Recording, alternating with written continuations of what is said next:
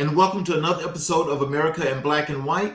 Happy Juneteenth to everyone that's celebrating. And we have a special for you tonight. Well, we will have Mr. Jacques Whitfield with us, and we will be discussing DEI. Let me tell you a little bit about Mr. Whitfield. He is a principal of Sterling Consulting Limited, a boutique consulting agency that provides coaching and consultation, training and development, and strategic planning for public and private sector organizations. Whitfield is a seasoned human resources and DEIB executive with over 25 years of experience in public and private sector human resources management, diversity, equity, and inclusion. Whitfield recently retired from his position as senior practice leader for DEIB with CPS HR Consulting. During Whitfield's tenure as the DEIB senior practice leader, the organization expanded its scope of practice from coast to coast with a focus in California, Colorado, Texas, Florida, and New York, serving local governments, public education, and state agencies. Prior to joining CPS HR Consulting, Whitfield served as the Chief Human Resources Officer for the Yuba Community College District. Whitfield was responsible for the management and oversight of the human resources operations for the district, which serves two colleges, Yuba College and Woodland Community College, and multiple education centers. Whitfield served as the Chief EEO and Title IX Compliance Officer for the district. Whitfield attended college at Wake Forest University in Winston-Salem, North Carolina, where he graduated in 1985 with honors, earning a BA degree in history with a minor in French. While at Wake Forest, Whitfield attended the University of Dijon in Dijon, France, studying at the International Center for French Studies. Upon graduating from college, Whitfield entered the University of North Carolina School of Law in Chapel Hill, North Carolina. Whitfield graduated in 1988 with distinction as a member of the Order of the Barrister. Whitfield is the father of four amazing children: Ashley Elizabeth, Chase Sterling, James Casper, and Joshua Jordan.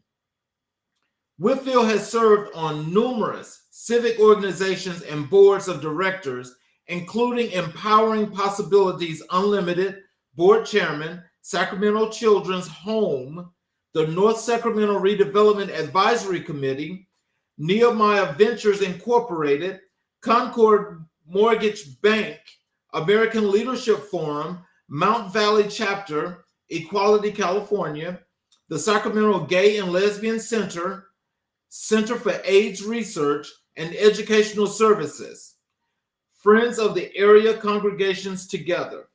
Ladies and gentlemen, I'd like to bring Mr. Jacques Whitfield to the show, please. Hello, sir. Hello, how are you? I am excellent. How are you? I'm great, and that was a beautiful introduction. Thank you so much for having me. It's a pleasure to be here. Well, you're very much welcome. Is there anything else that you'd like to add to your bio? Nothing to my bio, but I'm currently, I'm headquartered in Sacramento, California, as you pointed out. I'm currently visiting my family in the Washington, D.C. area. So I am enjoying the beautiful DMV and all of your extremely warm weather. So it's nice to be on the East Coast. It's nice to be back with family. And more importantly, it's nice to be with you and your audience today to talk about a topic that's very near and dear to me, which is the topic of diversity, equity, inclusion, and belonging. So thank you so much for having me. Well, I definitely appreciate that. And, let's just dive right on into this because Let's get to it. Because this is definitely, something I think we should discuss on today, especially. Can you tell us in the beginning, tell us about DEI. What is DEI? So great question. First of all, I want to wish happy Juneteenth to all of your participants and listeners. And I think it's a very relevant topic and a very relevant day that we're discussing. So the timing is universally absolutely perfect. So I think it's important because words matter that we start at the beginning and we recognize what is DEI. And I like to, I'm a student of crucial conversations. I believe in the power of contrast. So let me tell you what DEI is not. So DEI is not having discussions about shame and blame. DEI is not political correctness. It's not being woke. It is not a reboot of affirmative action. It's not, like I said, it's not just mere political correctness where you're checking the box. DEI at its essence and core is really all about engagement. How do we create connection, belonging, and safety for every single human being within our organizations, whether those organizations are public sector or private sector? And as you shared at the outset in the introduction, I work primarily in the public sector space. So I work a lot with local governments. I work a lot with public education entities. I work a lot with state agencies. So this is an engagement strategy that touches every single human in the organization that is designed to create connection, belonging, and safety for others. Physical safety, and more importantly, psychological safety. When I come into an organization, do I have the ability to grow, to thrive, to excel, to be my authentic self and come as my authentic self, as opposed to, code switching or having to mask a portion of who I am? I think that's so important, especially in the 21st century and in the world that we're living today. I'm a proud baby boomer. I'm 60 years young, and I can certainly remember when I first started in my employment career. I started in the 1980s. So in the 20th century was not a space for being our authentic selves, right? It was all about how do I fit into the corporate structure, whether if that corporate structure was in business or whether it was in government, but it was about me molding myself. It was certainly not a concept of me bringing my entire self within an organization, right? And so I think the way my agency facilitates conversations around DEI, it really is an engagement strategy. It's an enterprise strategy. And when I say enterprise, I'm meaning touching every single aspect of the organization. Charles, and I know we've had conversations about this before, but I also think it's important to unpack the D, the E, and the I, right? Because people say titles and names without really understanding what does it mean. So when I talk about diversity, I mean the entire spectrum of humanity. There are 8 billion people on the planet as of today. And so the universe of diversity is all 8 billion people. Now, in the 20th century, that was not the case. Diversity was really designated for those individuals who were not white or who were not of European descent.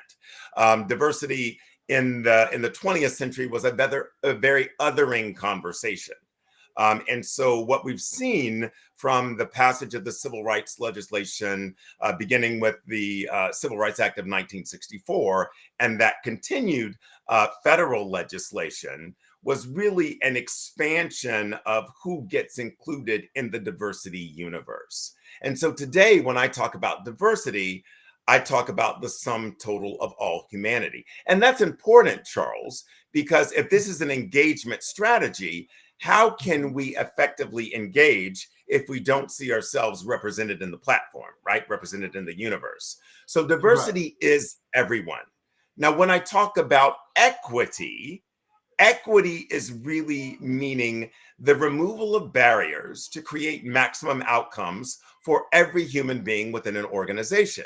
Now, there's a nuanced distinction between equity and equality.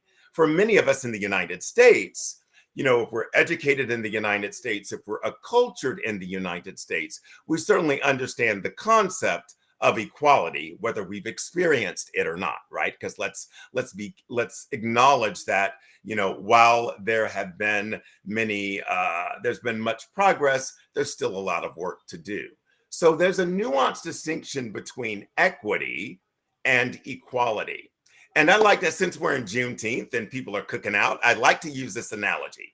So if I'm having a cookout at my house, and we'll actually be cooking out on Friday for any of y'all that are in the DMV, so I'm gonna be on the grill. But if I'm having a cookout, I'm inviting you all over to my house, and I'm serving everyone grilled porterhouse steaks. Okay. Now that's awesome if you're a carnivore. That's awesome if you're a red meat eater. But what if what if you don't eat red meat? What if you're vegetarian, pescatarian? What if you're fasting? What if everyone is getting the same thing, which is the grilled porterhouse steak, but everyone doesn't have the same level of enjoyment.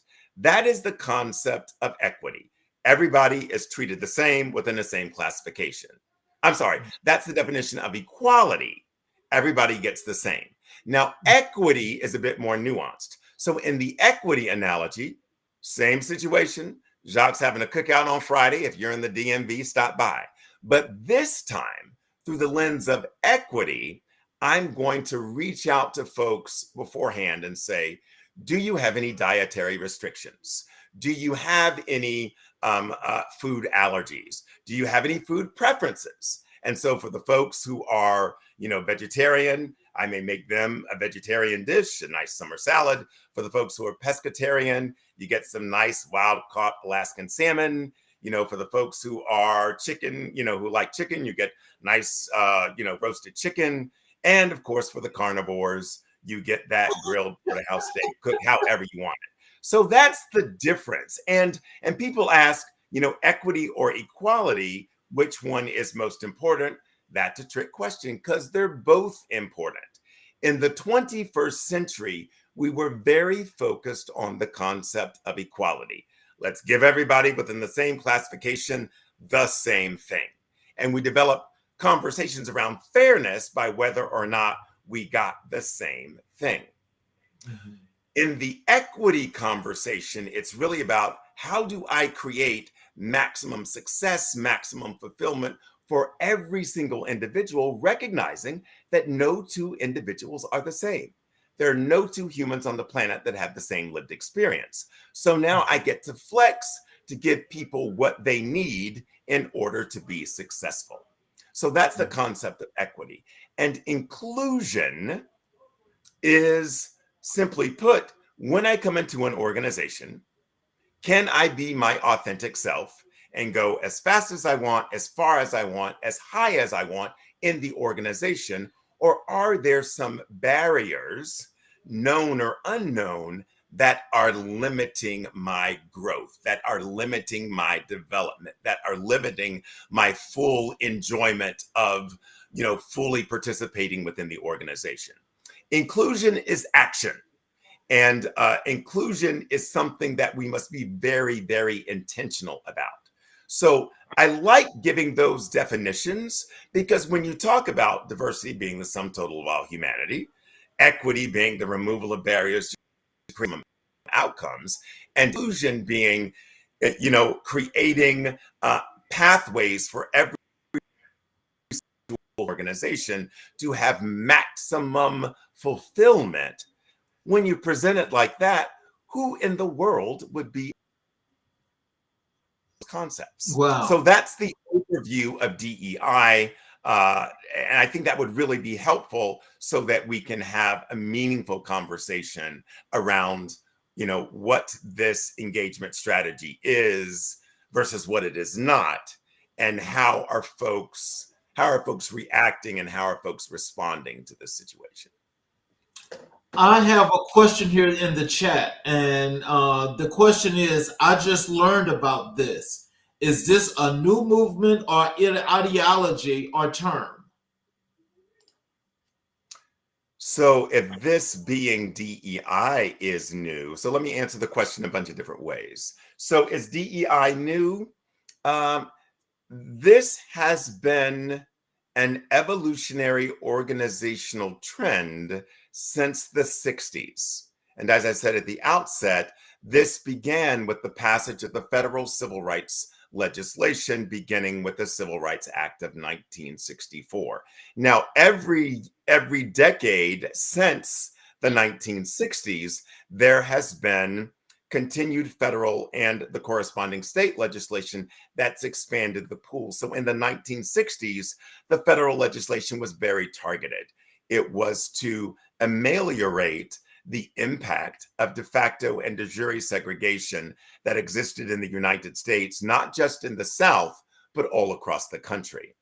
And so what we saw in successive years, in the 70s, we expanded the conversations of equality to include gendered females. And many of us recall and remember, who were around that time, the women's liberation movement, the Equal Rights Amendment, the ERA, which is still not passed, but has been approved by many jurisdictions, California, where I live, being one of them. But it still has not become federal law because enough states have not passed that. But there's still been conversations about how do we expand rights of gendered females, the rights of gendered females. Again, with the change in the the U.S. Census categorizations, for the first time, they included Hispanics or what we call now the Latino, Latina, Latinx community. We also had the beginnings of the LGBTQ liberation movement, which started in the Stonewall riots back in the 70s and continuing until now. In the 90s, we saw the passage of the first Americans with Disabilities Act, which expanded the rights of folks living with all types of disabilities.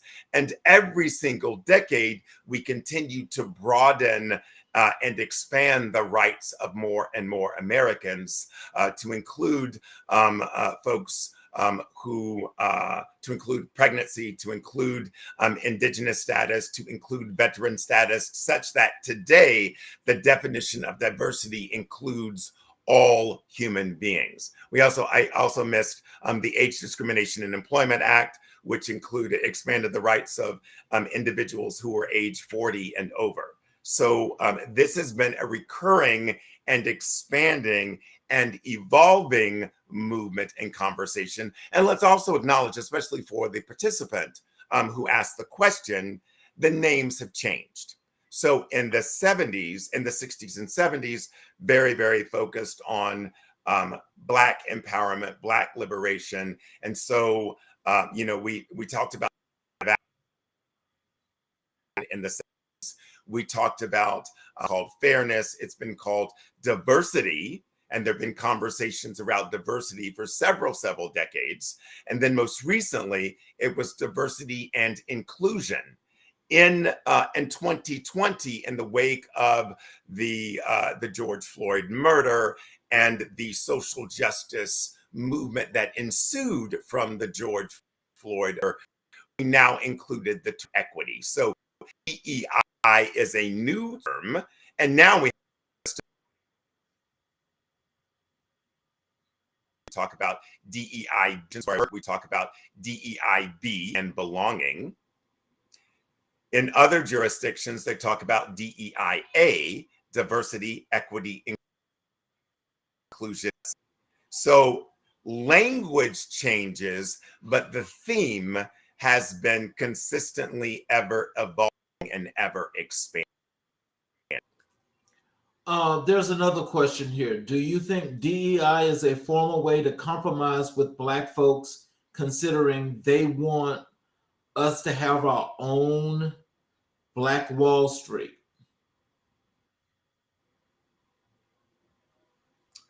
Good question. So, for me, I think ultimately what I work towards is a liberation philosophy that uplifts and empowers every single human being. We've talked about, the right of self-determination, the right of individuals to operate in maximum self-agency. And I believe that should be available for all of the peoples of planet Earth. I think that we as humans should work towards that goal, no matter how ambitious that goal is. I appreciate the reference to Black Wall Street, in reference to, not just what existed in Tulsa, Oklahoma, but in so many Black and Brown communities all over the United States. I think economic empowerment is important for every community, not just the Black community. And yes, I do believe that this is an effective strategy that can support all people, including Black people, uplift and empower themselves and become fully connected and integrated in this global village that we find ourselves in. So tell us this. How has the landscape of DEI in the workplace evolved over the past decade? Great question. So over the past decade, what we've seen, if I look at from 2014 to 2024, and that's great. I love that question, Charles, because think about it. In 2014, America was led by the first African American president of the United States, Barack Obama. And think about all of the advances that we believed we were experiencing at that time. And if we go to 2024, we're now find ourselves in a rematch, if you will, of the 2020 elections between former President Donald Trump and current President Joseph Biden. And let's remember that right after the presidency of Barack Obama, America responded by electing Donald Trump, who set about to unwind and roll back many of those advances from the Obama years. So within this 10 years, folks, we've seen a lot. We've seen a lot. And one would ask, well, are we making progress? Are we not making progress? Are we reverting? Are we going back in time? And I look at the entire arc of American history. And when you look at, and I think it's so important that we're having this conversation on Juneteenth, right? Because what happened after the Civil War and after the passage of the 13th, 14th, and 15th Amendments, we saw incredible economic, political, social advances for the formerly enslaved Africans or African Americans. We saw Black people elected to office, Black people, beginning to move about the country freely. We saw many advances in education. Many of the historically Black colleges and universities were started during this period of time. And then we note after Reconstruction was something that history refers to as the Grand Compromise. And what that was purely and simply was a compromise between the former Confederate states and the Union, if you will. So the Union Army withdrew from the South, and the South was allowed home rule, which was good for Southern whites and not so good for Southern Blacks. And what we saw and how the Supreme Court responded really initiated 100 years of Jim Crow. And I think the case was Plessy versus Ferguson, which solidified or codified, if you will, the concept of separate but equal. That is, that Black people were equal, but we are separate. And you and I know, Charles, what that meant for my grandparents, what that meant for my parents, what that meant for me, because I was born in 63, a year or so before the passage of the Civil Rights Act of 1964. What that meant is that we were relegated to become permanent second-class citizens. So this was a permanent caste system in the United States based on race.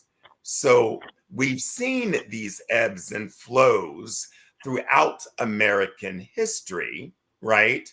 And so what we're seeing now is very, very similar to what we as a people, what we as a country has experienced over the last 100 years or so.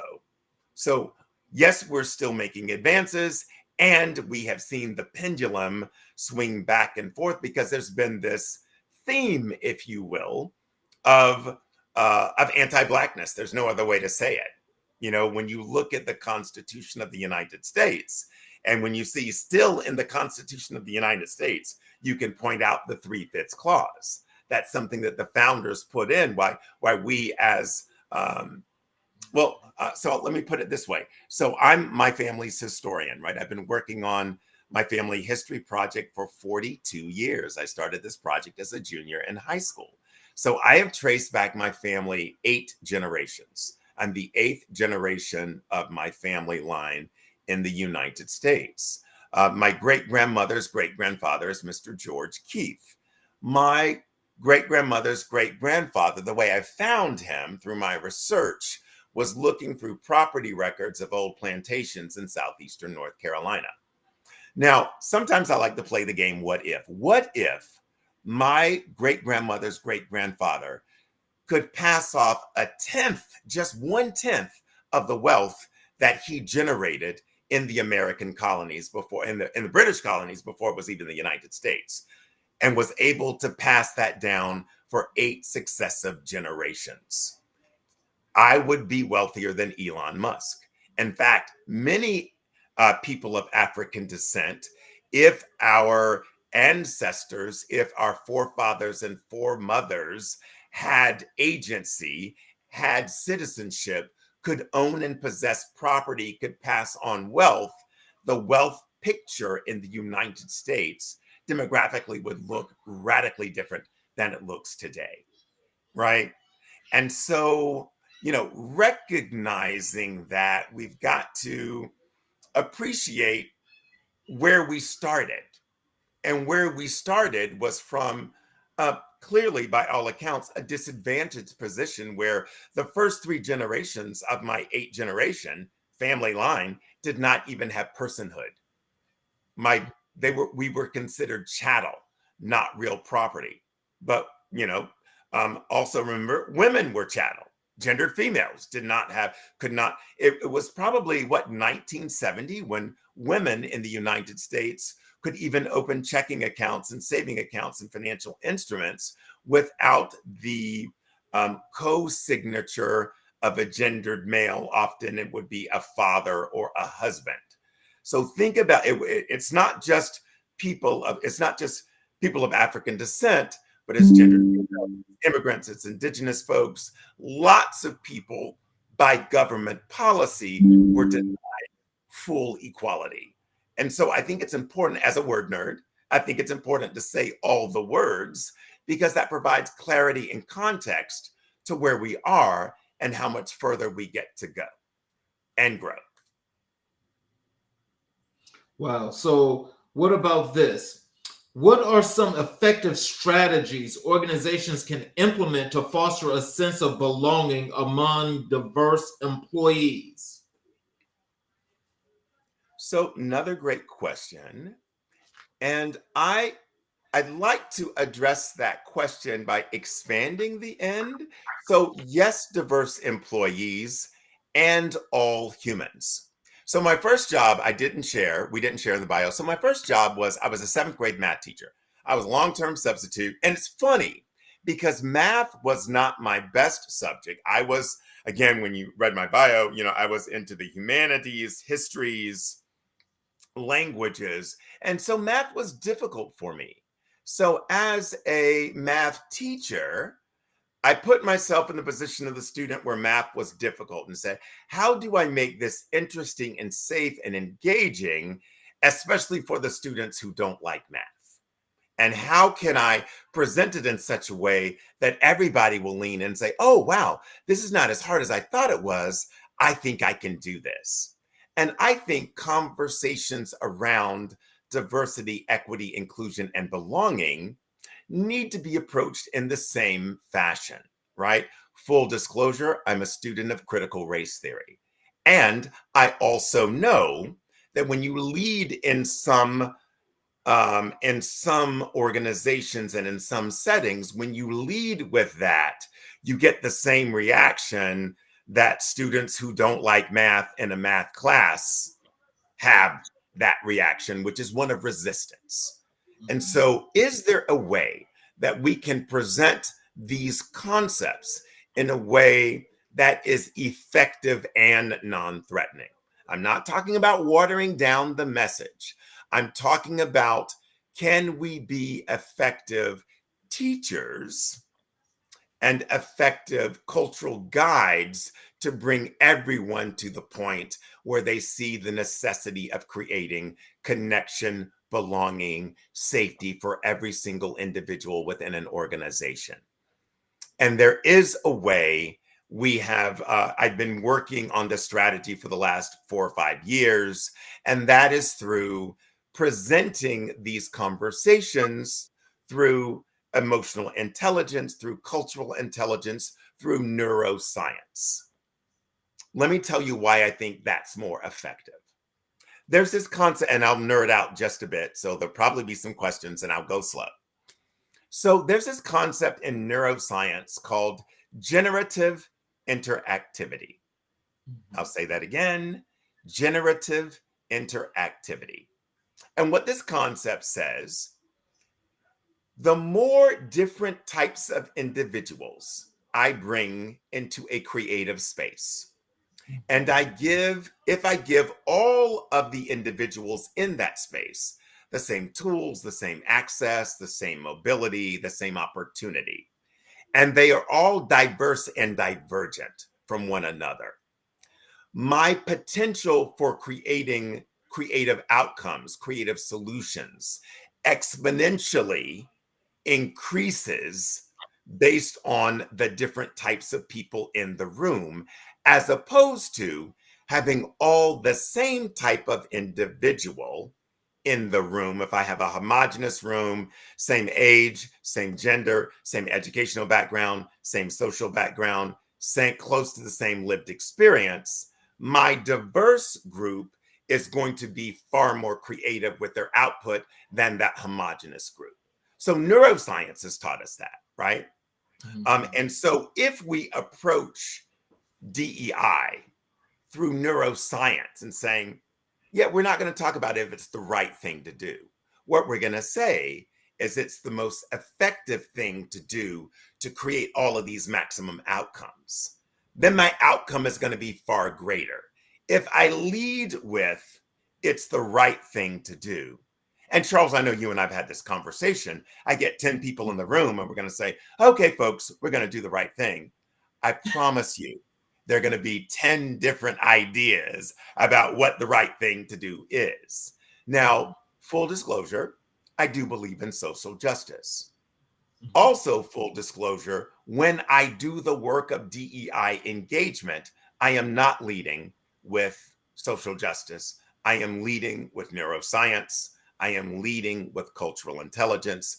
I am leading with emotional intelligence. And what I found in the government space and the education space, that when you lead with neuroscience, when you lead with emotional and cultural intelligence, and cultural intelligence is having the capacity to relate to and to work with different types of people across different cultures.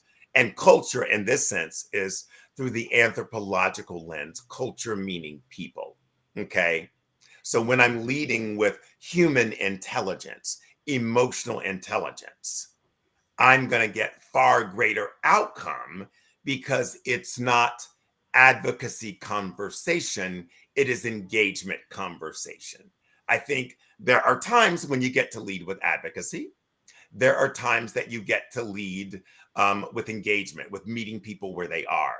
And I think we are so fragmented around this topic in the United States as we sit here today, that we need to have a more effective way to bypass all the pitfalls and the minefields and the booby traps that certain folks have created by weaponizing these terms. It's crazy to me, Charles, that people would weaponize equity and think that equity is a bad thing. And yet I read, just like you do, that you have certain elements in the US Congress, for example, who want to take formal action against equity. And I'm like, what kind of human are you know, from a human perspective, even if you look at all the good things that equity does. Yeah. For, you know, if I'm non-ambulatory and I'm in a wheelchair or a device, right? And that device is was problematic, you know, getting on and off sidewalks. But then when you make the cut curves, that that wheels can go, you know, easily navigate sidewalks. You're not only supporting folks who are non-ambulatory, you're supporting folks on skateboards and you know, baby carriages, and you know, also it lifts all people. And that approach, I believe, is the more effective approach, especially in the government space. Okay. So, in your experience, what role does leadership play in driving meaningful DEI initiatives, and how can leaders ensure these initiatives are impactful? I love that question. And we can say that again for the people in the back. Let me tell you, it's real simple to me, Charles. The engagements that I take on, I refuse to because I'm not about checking the box, right? I really want to move the needle. And I know it takes work to move the needle. But you know what it takes more than work to move the needle? It takes a dedicated commitment from leadership. If leadership is not center and front in this effort, I'm promising you it's not going to be effective. Now, I've worked with organizations that, you know, when I would meet with the leadership team, and they would say, "Oh, well, you know, we've got a committee and you'll be working with the committee." And my next question is, okay, so when do you get to lead the committee? Because yes, it's a team effort, but the team needs to see leaders front and center. And I'm pleased to report that, you know, I work with courageous leaders of all different ethnicities all across the country who are leading this effort. And I work in Florida, and I work in Texas, and I work in Colorado, in addition to California and New York. And so I don't know what you hear on the media, but there are really engaged folks in Florida and in Texas and in Colorado who are white and white male and, you know, all the things, who are leading these efforts. And it's truly awesome to be a part of. But these folks recognize the importance that if leadership is the problem, leadership gets to be the solution. To me, it's absolutely critical that leaders lead. And you can't have it any other way because, again, if they're not present, folks know it. I remember, you know, my days when I was working as a K-12 administrator, and you could tell when the superintendent, when she was leading an initiative, or when he was leading an initiative, or when they were leading an initiative, versus when it was a committee or it was the superintendent was not involved. Because everybody knows in an organization, you know, does leadership really care about this, or is this just some window dressing stuff that we got to do? And that to me is the qualifier about whether I choose to work with an organization or not. I want to know where leadership is, even if, and this is my favorite organization type of organization to work with, leadership is committed, but they don't know how to get there. And they're very transparent about, look, we've heard these things in the news. I don't know which way is up, but I do know I want to do the most effective thing for all of the people in my organization. And that vulnerability, that transparency is powerful, and it's magnetic because you can feel it in the organization that my leadership cares about this initiative. So I think it's absolutely critical. I don't think you can have success without leadership involvement. Absolutely. I have another question here from the chat. Okay. So it says, so how do you get people of privilege to abandon their privilege to effectively implement DEI? Love that question. So again, I get to be a word nerd here. And privilege is a thing. Okay, let's first and foremost acknowledge that for the audience. And let's go back to that math analogy. If I lead with white privilege, white privilege, white privilege, in my experience, now let me be clear, there are lots of different effective strategies. The strategies that I'm sharing with you, Charles, and with your audience are strategies that I have found successful. There are other successful strategies that are out there, but I'm not a subject matter subject matter expert on those. So I'm powerfully choosing not to share those because that hasn't been my experience. So when and most of the organizations that I work with are in predominantly white organizations, right? I don't use the term privilege. Is it a thing? Yes. I prefer to use the term capital. There are two types of capital: performance capital and relationship capital. Performance capital says my value comes from how I perform, by what I do on the job, by being effective, by meeting or exceeding all of the goals and objectives, right? The other type of capital that humans have within organizations is relationship capital. My capital comes from my proximity to another human being. Now, when we think about mentorship programs, career ladder programs, emerging leader programs, those programs are specifically designed to enhance the relationship capital of the participants. Now, Charles, it's really interesting. And I read Robin DiAngelo's book, White Fragility. I love her work and I love her book, and I've had a chance to hear her speak. So I'm a fan. And I know if I bring that book in a lot of predominantly white organizations, especially law enforcement, they're going to run me up out of there. when I lead with conversations around capital, it's so funny because everybody starts nodding their head. Everybody says, yeah, capital's a good thing. We want to have, relationship capital. We want to have it. And then the punchline, when I tell them, well, y'all know for the last 30 minutes, we've been talking about capital. You know another word for capital. And they're like, what? Well, you've already got them then. And I say, it's called privilege.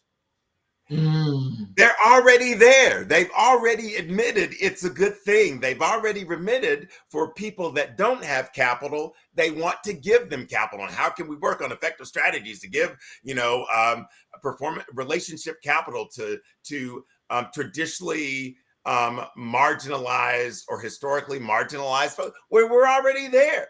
So that's the way I do it. It's an element.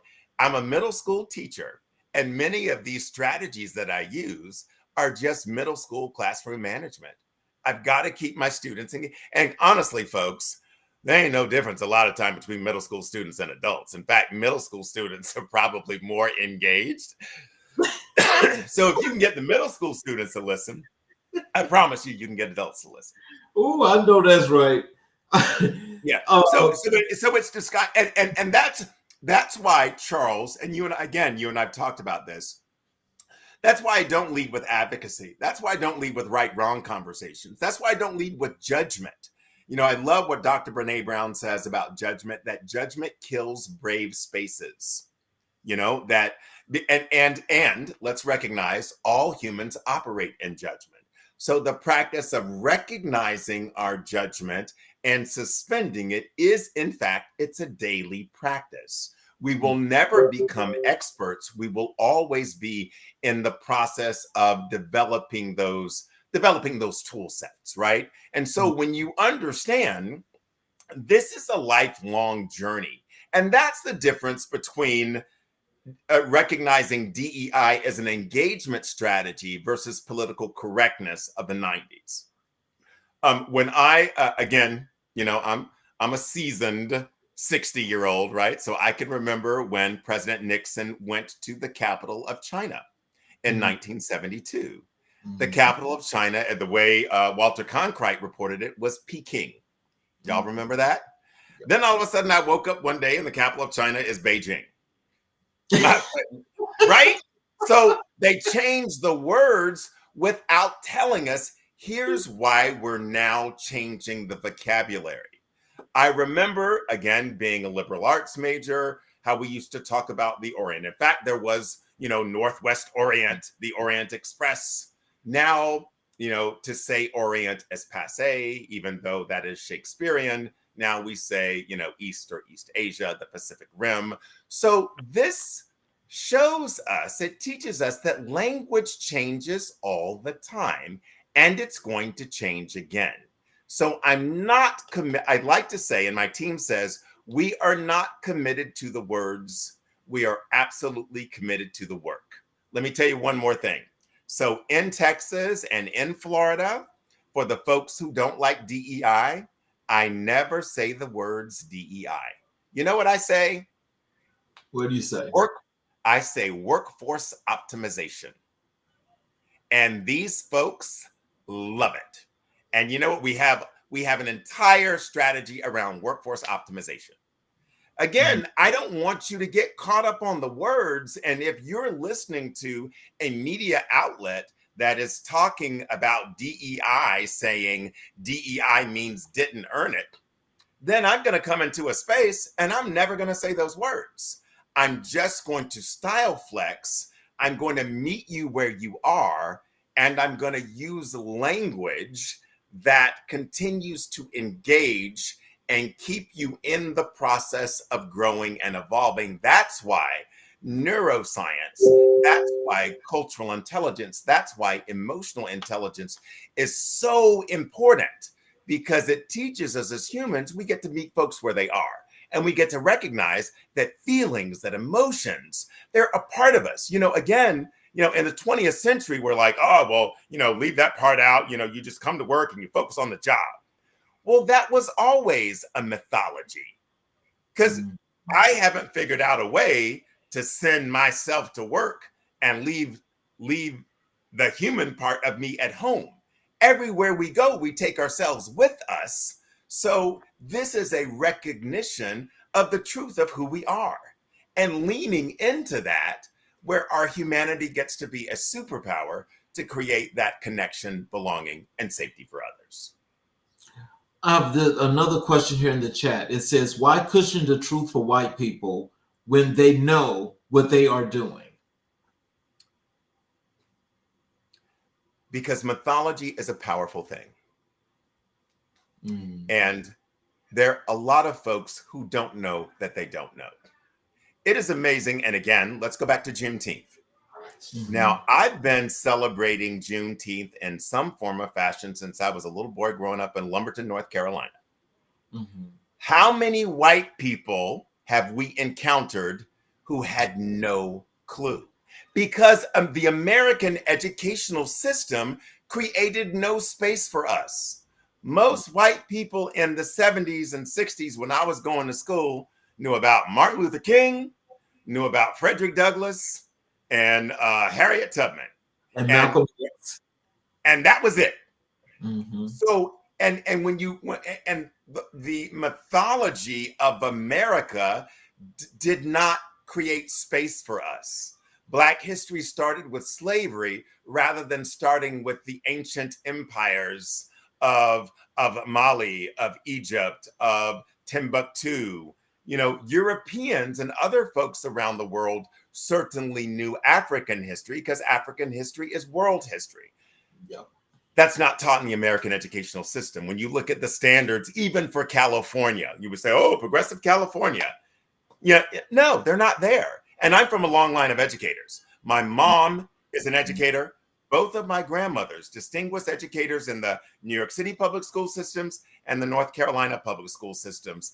And they had to bring their own curriculum to teach their students about Black history. I knew about Benjamin Banneker. I knew about, L'Enfant, who designed Washington, D.C. I knew that because I learned it at home. I remember when Shirley Chisholm ran for president in 1972 or 74. 74. 74. Shirley Chisholm was a soror of my grandmother's, and they were really good friends. And I remember going to school with a Shirley Chisholm for president button. I got detention for being a communist. because it was Sister Mary Joachim at that time. I went to St. Francis de Sales. I'm going to shout them out because the school is closed now, so I could tell all the laundry, right? But my teacher said a woman will never be president, especially a colored woman. So she must be a communist. And and this is my lived experience. I'm not making this up. And I'm sure you have similar stories. I'm sure lots of your participants have similar stories about what our lived experience is as people of African descent growing up on the American continent. There's just this constant flow, and the mythology is so powerful that the mythology doesn't even create space for an alternative viewpoint. Again, we all learned in 1492, Columbus sailed the ocean blue, the Nina Pinta and Santa Maria, but we never learned 200 years earlier, the Emperor of Mali, which was the most powerful empire in the world, sailed with thousands of ships to the West Indies. They never told you that the way Christopher Columbus got to America is with African navigators. They never told you that when Christopher Columbus arrived in Santo Domingo, Dominica, that the indigenous folks that greeted him there had spears with gold that was created, the gold tip spears, in West Africa. They left out that part. They left out a lot. So if you go in and say, oh, they don't know. White people didn't know about Black Wall Street. White people did not know about all of anytime there was a racial riot, it was whites violently responding to Black wealth, to Black advances. And the trauma that many of us carry in our bodies is that fear, that apprehension that whatever we have amassed can be taken away whenever the dominant culture wants to take it away. Democracy is qualified democracy. The history of the United States is not democracy for all, it's democracy for some. Conversely, or I should say in the same token, that's also the same conversation about democracy in Australia, democracy in South Africa, and candidly, democracy in Israel. It's not for everybody. The headlines is that, equal under the law, that we're all equal, but the lived experience is something completely different. So we get to what cultural intelligence and emotional intelligence does. It doesn't make assumptions. So I'm going to presume, unless I've taught you, that you don't know what you don't know. And so that's the most effective strategy. So again, that middle school classroom strategy. Let me teach you line upon line, precept upon precept. Let you get the concept. Let me give you the tools, and then let me release you so that you can continue in your own journey of discovery and learning. That's what I found has always been the most effective strategy, as opposed to coming in. You know what you did, you're wrong, you got to do the right thing. That just creates, and it's not effective today because it's not working. That's why I don't use it, because it's not effective. Let's go back to the words, to the word nerd game. Okay. So tell us, could you explain the difference between diversity, equity, and inclusion, and why each is essential in the workplace? Absolutely. Diversity purely and simply is who we are. It is the sum total of all humanity. Diversity is a strength. When you look at the planet Earth, 90% of the world is of color. It is important because it is a recognition that we live in a global village and that each of us has something powerfully contribute to humanity. Equity, different from equality. Equity is about the removal of barriers to create maximum outcomes for all individuals. It is important because no two individuals are the same.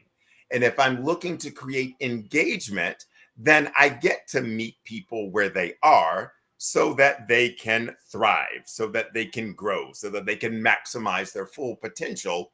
And an organization full of humans reaching their full potential is a very high performing organization. That organization can do anything. Where there is that alignment, there is that maximum power and effectiveness. Inclusion is a recognition that I see you, that I hear you, that I feel you, that I celebrate you, that I acknowledge you. It is a recognition that you are not an afterthought, that you are a vital contributing human, and that this organization requires the unique and individual effort of all of the humans within that organization. And if we were to add belonging, belonging is that sense that, just like some of your spiritual practices may be Christianity, and the Christ said, "Come as you are." And so it is a recognition that each of us, regardless of gender, regardless of orientation, regardless of age, regardless of generation, regardless of our various abilities, has something very, very powerful to offer. And that term accessibility, the A, and you may see this in some jurisdictions. That I was doing a lot of work with the city of Aspen, Colorado, and their initiative was a DEI. Mhm. And so accessibility, recognition that no two humans have the same level of ability. It's interesting, Charles. We have legal definitions of disability, right, with the Americans with Disabilities Act, and in many jurisdictions like California, like Maryland, like Illinois, and New York, there is a state equivalent. But there is no scientific definition of disability, because disability, like race and gender, are constructs. Construct is a fancy academic word saying humans just made it up. People think that conversations about gender expression, gender identity, people think that those are new conversations. But the reality is that Homo sapiens, being the dominant species on the planet, that is a 70,000 to 100,000 year arc. Many humans think that, civilization is what, 5,000 years? Mhm. Civilization as Homo sapiens is actually 100,000 years, right? Mhm. And so we focus on the last chapters and think we read the whole book. Nah, bro, you got to read the whole book. So when you read the whole book, you found out that humans throughout that 70,000 to 100,000 year history have all had different types of gender expressions and identities, and lots of things that we believe are etched in stone have really only been etched in stone in the last 500 years or so.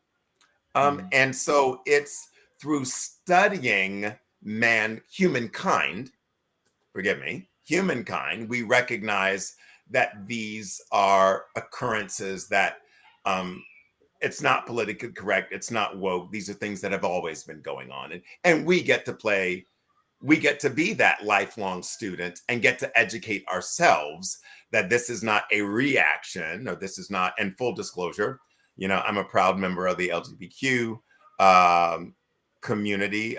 You mentioned in the bio that I was a former board member of the Sacramento Gay and Lesbian Center. I was actually the board president.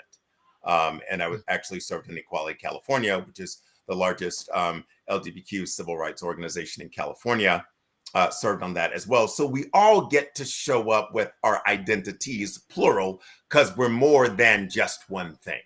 And that's the important of having conversations that are engagement, having conversations that are meeting people where they are, versus having pure advocacy conversations. Now, again, there are times for advocacy conversations. I think they are more effective after we've had engagement conversations, after we've developed that psychological safety and connection, that now we can go into the deeper conversation. Just like in math, once I get you comfortable, once you understand the concept of linear equations, now we can talk about exponents, now we can talk about different things, because we have that resiliency that intellectual resiliency that we can handle the truth. Ooh, now this one right here, now this is going to be pretty deep. And I know that this is pretty much some of the things that you've spoken on, but can you tell us how can organizations effectively measure the success of their DEI initiatives? Oh, great question. And I do this all the time. So yeah, I have lots of conversations, especially in the local government space, about benchmarks. Like, can you give us rubrics? Can you give us benchmarks? I absolutely can. And there's that saying. It was attributed to Ben Franklin. I don't know who actually said it. One of your participants may, and they can put that in the chat. You've heard that saying: "Comparison is the thief of joy." So when I'm working with Aspen, Colorado, I tell them, you don't want to be like Denver. You want to be the best version of Aspen. When I'm working in Tampa, Florida, you don't want to be like Miami. You want to be the best version of Tampa, Florida. So local government or public education entity or university, what are your goals? I think that the goals and the benchmarks get to be customized. So what works, I've done work in LA County. LA County is the largest county government in the United States. There are 115,000 employees. LA County has more people than, some countries have employees, right? You know what I'm saying? So, what's important to you? And these are conversations that I have with leadership about. Identify for me how you want to measure your success. It looks different for different people. Is there a way to measure it? Absolutely. But I think that I don't want to be judgmental and say it's lazy when you say, well, yeah, we want to use the same measurements of XYZ city and we're ABC city. No, we get to develop those together. We get to align around them, because what does your staff, what do the people that work here feel is an important measurement for, are we making success? It can be, for example, the number of grievances or complaints, number of discrimination lawsuits, the amount of workers' comp leaves or stress leaves. Because if an organization is toxic, folks are going to be trying to leave that organization. So you're going to look at recidivism. You're going to look at, quiet quitting. You're going to look at how many people choose to stay in the organization. What is the average tenure within the organization, right? So those are some benchmarks you can look at. You can look at recruitment strategies. How many people who actually apply for a job for us actually stick around through the entire interview process? Or they say, oh, nope, I heard about y'all. I put my application there, but I ain't going to go work there. I'm going to go work for another organization. So that there is an infinity number of benchmarks. And I share that when I'm working with an organization. And it's important for the organization to do the work. So I partner with the organization. So we'll come up with the benchmarks that are important to you, but it's not effective to say, oh, well, we want what the city down the street has or what the organization next door has. We get to, through our own strategic planning process, through our own self-evaluation process, figure out what's working best for us. And what do we want to elevate and highlight as a hallmark for working in our organization that we can, through our, whether it's a continuous quality improvement process, we can review, we can assess, we can evaluate. So, what are some common challenges organizations face when trying to implement comprehensive DEI programs? Great question. First one, common challenge is fear. Before fear, failure to define what the initiative is. And Charles, I know we had this conversation and we may touch upon it, but when we're looking at what's going on in the landscape now, let's go back to 2020. 2020, you had the murder of George Floyd, you had the global pandemic, you had this universal outcry that something must change. The status quo is not effective. And essentially, you had two groups of organizations. You had one group of organization that's reactive. Ooh, we got to do something. We got to do something. Let's hire a chief diversity officer. Let's make a statement about how DEI is important for us. Let's do all of these things. They're the reactive. Then you had many of my clients who were in the responsive. We know we need to do something. We want to be wise. We want to be thoughtful. We want to be prudent. We want to be judicious. We don't just want to rush out and do something for window dressing. We really want to make a concerted effort to do something meaningful. So the reactive group, the first group I was talking about, when I'm reactive, that is not sustainable. So in the reactive space, 2020, I hired a chief diversity officer. We did some training on implicit bias. We marched in the Juneteenth parade. We gave everybody Martin Luther King Day off for the first day, for the first time ever. But now by 2022, you're like, okay, we did this for 2 years, so now we done yet? Are we done? We're done, yeah. Okay, we made our statement. Now let's go back to the way. And so what you saw in the media was like, I believe 68% of the chief diversity officers in the United States, almost 70% of them were hired in 2020. And probably an equal number were laid off by the end of 2022. Because it's reactionary. That's not sustainable. The other column that you don't hear about are the folks who are thoughtful, who are consistent, who are really looking at this from a change management, through a change management lens, through an organizational transformational lens, who understands this is long-term. It's all about sustainability. It's all about making sure I have the resources and the organizational resiliency to make it through the bumps and the bruises and the changes and all the things. Those are the folks that I have predominantly been working with. So when you're hearing this stuff in the news about, oh, this particular organization and that organization in this state is getting rid of DEI, yes, that's going on, but that's going on by many of the organizations who were reactive. Now, there is a political element as well, and that political element has been alive and well in the United States, excuse me, since the inception of the United States.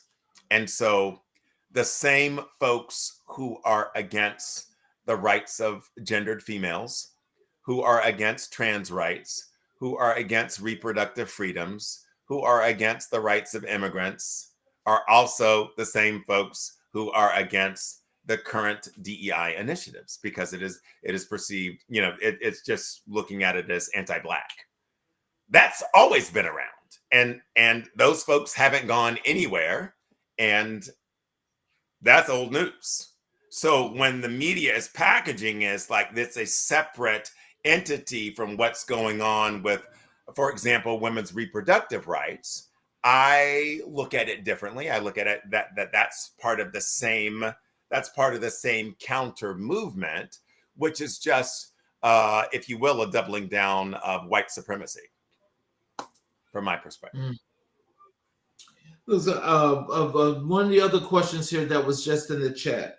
They want to know, do you have a political party affiliation? Yes, I do. I have participated in all of the political parties, and I identify as independent. I believe in looking at the efficacy of the individual candidate. And I can tell you that there are partners that I work with who are champions of DEI from all the parties, from the Republican Party, from the Democratic Party, from the Green Party, from the Independent Party. This is not, no one party has a monopoly on this. And the other thing that it's important, DEI is not a political conversation. It does not equate to partisanship. You can be Democrat, Republican, Independent, Green, Communist, whatever the party, and still be an effective champion of DEI. And just because you're one party does not mean you have a tendency to either lean in or repel against engagement for creating connection and belonging and safety for all humans. I believe that regardless of a political party, that you can be a champion of DEI. And again, that's what folks try to package this. Oh, this is a democratic movement. This is a blue movement. No, this is a human movement.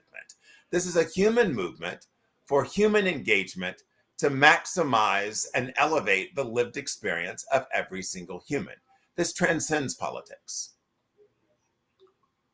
So the follow up to that is this question is, when we talk about Black people, white people say it's a political topic. So wouldn't DEI be political? Absolutely not. DEI is about how do we elevate the lived experience of every single human. I don't think it's a political topic. I think it's an anthropological topic. I think it is an emotional intelligence topic. I think it is a cultural humility topic. I think it is an organizational transformational topic. I think it should never be a political topic, because politics by its very nature is divisive. And this is a strategy that allows every human, everyone, every person, every individual to participate. And how can organizations encourage open dialogue about race without causing discomfort or division among employees? So I think that organizations should have formal learning and education opportunities and informal learning and education opportunities. I think it's important to elevate the reality of folks' lived experience. I think it's important to learn real history, not mythology. I think it's important to recognize that every single culture on the planet has value, has gifts, is something that should be leaned into. I think it's an opportunity for us to grow.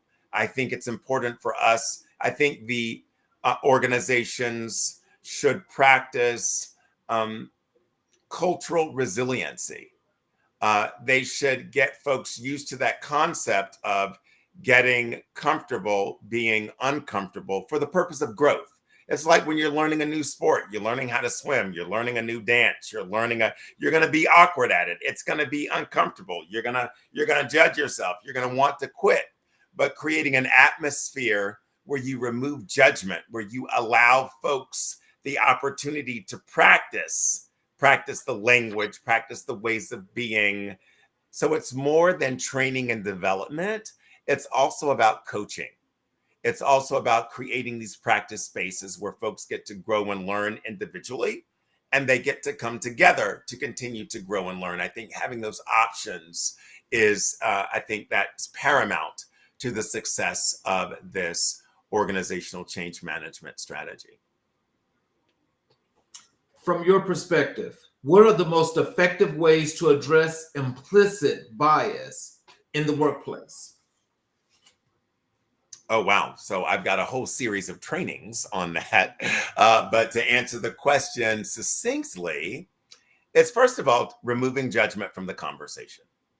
Secondly, it's recognizing that all human beings have bias. All human beings, since humans became the dominant species on the planet as members of Homo sapiens, have bias. That bias is clearly a mindset, and that humans epigenetically developed this mindset, right? So it's leaning into, hey, we all have this. And so how do we get to be effective in recognizing our own bias? Let's create that safety, those safe spaces, so we can be truly reflective to recognize all humans have bias. And Right. how do we disrupt? So I think eliminating, let me be a word nerd again, Charles. So we can disrupt bias, we can recognize bias, we can neutralize bias. I don't think we can eliminate it because it's a part of who we are as humans. And so, if bias is a mindset, it's also recognizing when the mindset becomes action, the bias mindset becoming action are microaggressions or micro behaviors or subtle acts of exclusion, whichever term you'd like to use. But when we see the conduct playing out that creates harm for other humans, I think it's important to have those mechanisms in place within the organization. That includes training and development. It also includes coaching. It's using that crucial conversations framework to meet folks where they are, to get them to reflect on their words. Like, say, for example, I've got a fro now, but typically I wear my hair in cornrows.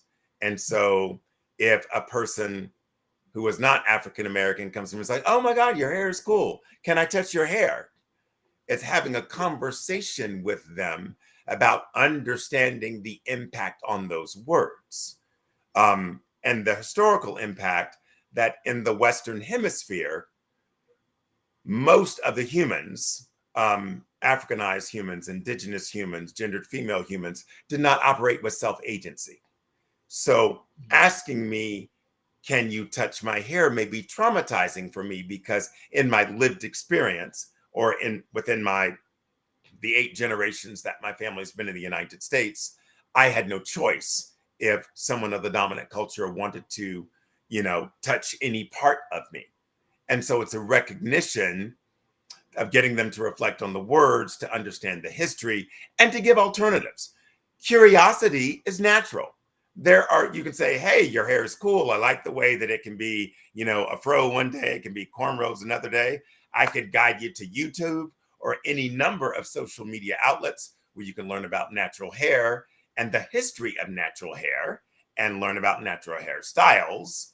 So that human curiosity is a good thing. Or to say to a Black person, "Wow, you're so articulate." Well, I'm a subject matter expert. I'm a published author. I'm a professor. Of course I'm articulate. If I were presenting as a white male, would you say the same thing? Or would you comment on the quality of what I was saying, not on the manner in which I'm delivering? You know what I'm saying? So it's recognizing that we don't get reactive, but again, using that crucial conversations framework, creating that psychological safety for both participants, and then using the crucial conversations protocols to inform, to educate, to enlighten, to create new levels of awareness for that individual.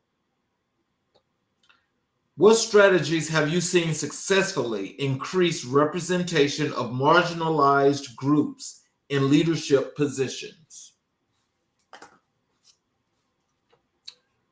Great question.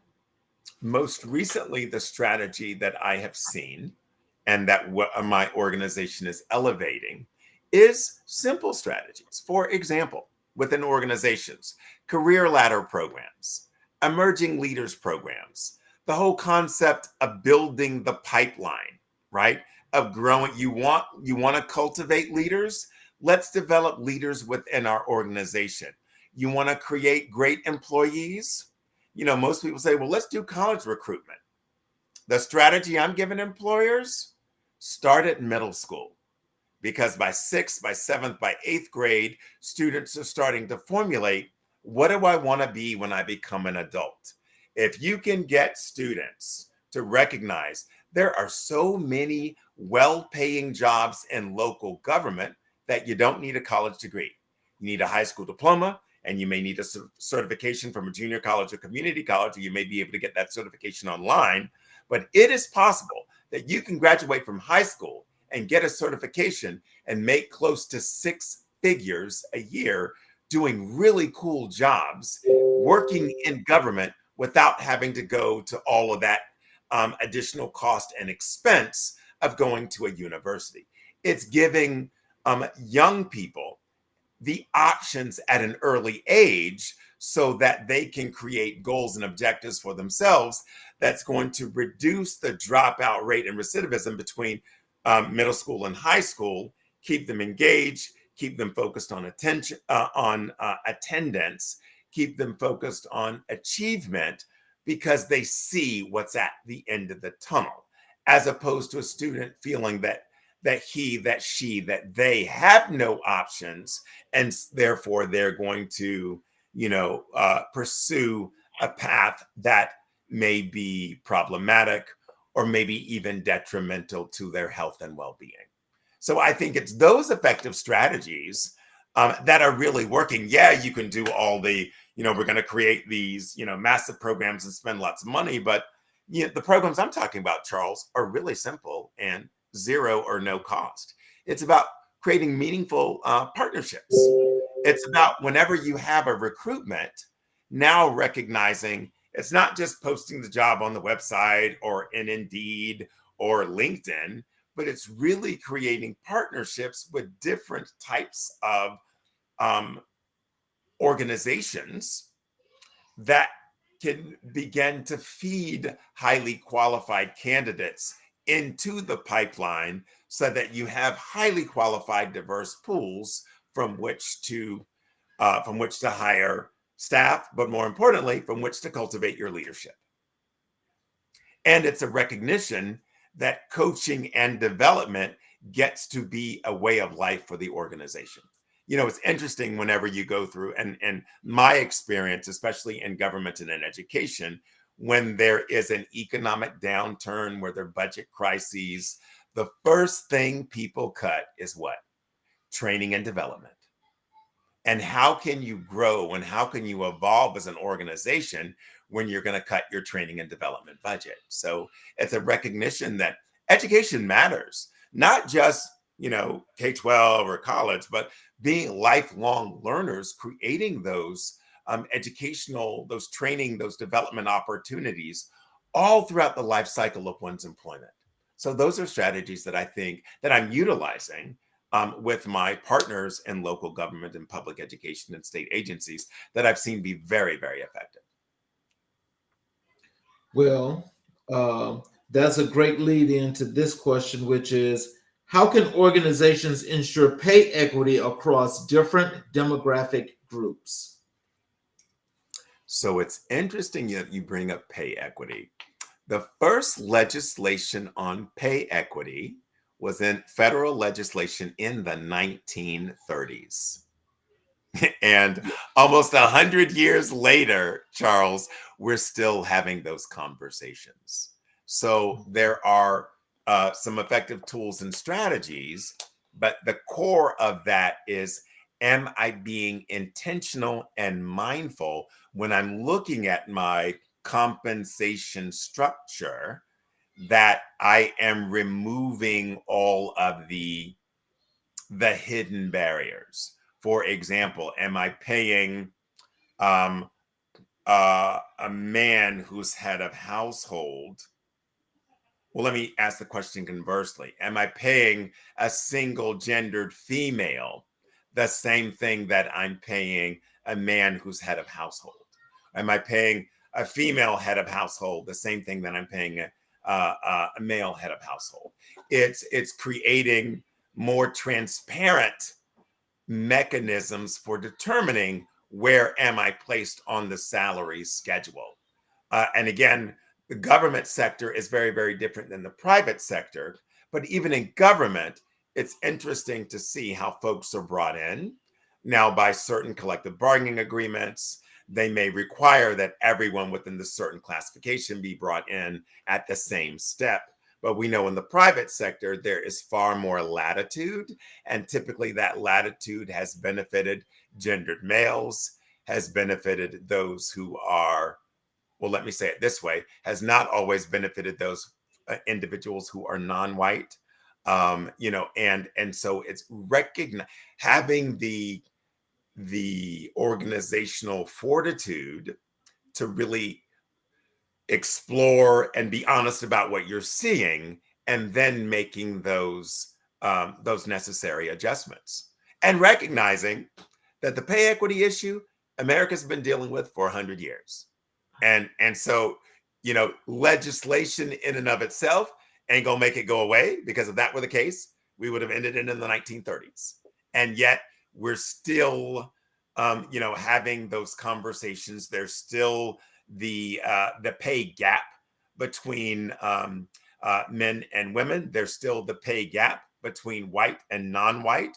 There's still the pay gap, candidly, between heterosexual and members of the LGBT community. There are lots of different pay gaps, and so having that organizational resiliency and courage to really look at the data, to share the data with with the organization, because trust me, people talk.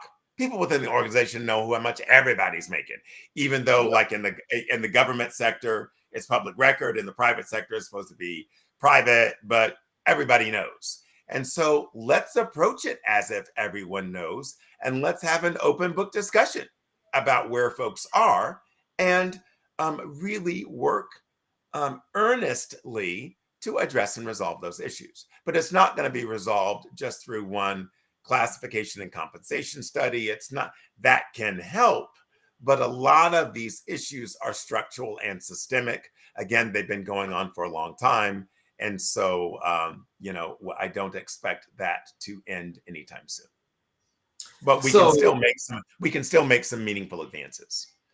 So in the overall perspective of what we have just covered and what you have just gave us this wonderful lecture on, because it was really eloquent, and I love all the things that we've just discussed.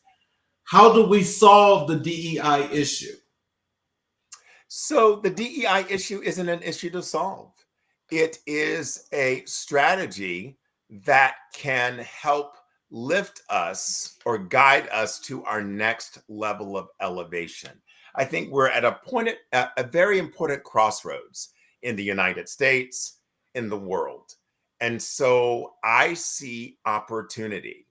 This is the first time, never before in the history of the world has humanity been connected by the speed of light through these amazing technological devices, where we couldn't have had this type of conversation 20 years ago. We couldn't have, think about, all the technology that developed just since 2008. Think about all the new technology that just develops in 2020, right? Never before have so many people on the planet been focused on justice and empowerment and a true emancipation philosophy for all peoples. So that's a good thing. Yeah, the status quo folks want to keep things the way they are because they have a vested interest. But I believe that where things have the potential to go benefit those of us who support the upliftment and empowerment of all people. I think we need to be vigilant. I think we need to recognize that, just like democracy is not just automatic and it just happens and pops out of a box. I think equity, inclusion, belonging, accessibility, I think those are core values that we must be voraciously focused on. I think that needs to be a part of our DNA. And we have the saying, we want to make DEI a part of your organizational DNA. Well, that comes with intention. That's to recognize where we are, recognize what the American ideal, and recognize where the American reality is, and recognize what does it take to close the gap. Let's recognize that there are no two humans that think the same way. So let's not dehumanize and vilify another human simply because they think differently than us. They may be of a different political party. They may see the world differently, but that doesn't mean we marginalize them or we dehumanize them. Let's recognize that growth requires intestinal fortitude. Another way of saying that is guts, courage. We need to be comfortable being uncomfortable for our growth. We need to recognize that, yes, we can get there, but it's going to take the efforts of everyone. And let's really uplift developing that emotional intelligence, that cultural intelligence. Let's uplift neuroscience. Let's uplift truth and learning the real truth of our history. Let's abandon that mythology. Let's recognize that, let's recognize the impact of white body supremacy on all of our lives. I like this saying where someone says, white supremacy isn't the shark in the water. White supremacy is the water. It is in the air we breathe. That's in as in everything that we consume. And let's be aware of that. And let's lift truth high. Let's still engage with our folks, our colleagues, our friends, our fellow citizens who may think differently. And the solution isn't eliminating them. The solution is we all get to grow together because we need each other. We absolutely need each other, and it's a recognition that we really ground ourselves further in our humanity, so that we can lift each other up in the essence of our aspirational humanity. Well, I tell you, Jacques, this has been totally, totally wonderful. And I am so glad that you blessed us with your presence. We weren't able to get through the whole entire questioning, but I definitely hope that you would bless us with a second appearance on the show at any time, because this was really fruitful thought. And Well, I was going to say thank you so much, Charles. I had a fabulous time. And of course, I'd love to come. Anything for you. I will always come back for Charles. And thank you to the participants. For those of you could have done anything on this holiday. I'm so honored and so humbled that you took your time to be here with us today. Thank you so much for your questions. They were awesome. Again, I'm on LinkedIn, Jacques Whitfield. And so if you have any other questions, please feel free to reach out to me on LinkedIn. I would love, and you could reach Charles as well on LinkedIn. And I would welcome the opportunity to come back at any time. And like you said, we're only scratched the surface, and definitely looking forward to more. So thank you so much. Well, thank you again. And for those that are watching, especially those that are watching on the YouTube channel, please hit the subscribe and notifications button. So anytime we do a show, you'll be able to catch the show. This was a very special and great Juneteenth special that I was definitely looking forward to. And it definitely made me proud and happy to have this show tonight. So I thank you all. You all have a great evening. And I will see you all tomorrow evening. Have a wonderful night. Thank you again, Jacques. We definitely love you, and I definitely need to have you back. I look forward to it, and thank you so much.